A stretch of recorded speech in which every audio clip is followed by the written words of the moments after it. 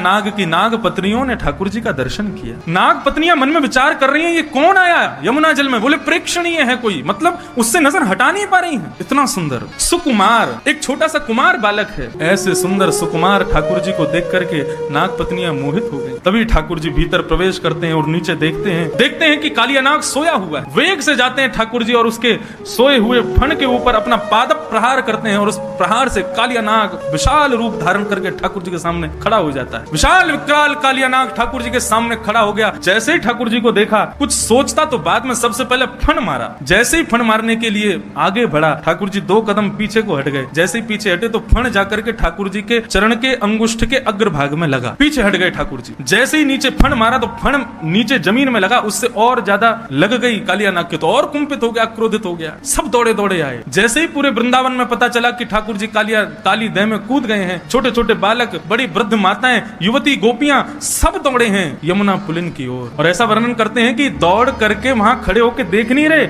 सब दौड़ करके काली देह में कूदने को ही तत्पर हो रहे हैं। इतने में ही बलराम जी पहुंचे और बलराम जी ने जाकर के काली देह के किनारे पर समस्त गोपांगनाओं को, समस्त ब्रजवासियों के चरणों में प्रणाम करके सबको रोका। जैसे ही कालिया नाग ने अपने फन उठा करके ठाकुर जी की ओर अपने फन को झुकाया और जैसे ही डसने को आगे बढ़ने लगा, बलराम जी ने ऊपर से ही ठाकुर जी को देख लो, कन्हैया इतनी प्रतीक्षा किस बात की कर रहे हो? अरे इस काली नाग को मजा क्यों नहीं चका देते? जब बलराम जी ने ये आश्वासन दे दिया कि हमको कोई दिक्कत नहीं है, तुम कर लो जो करना है।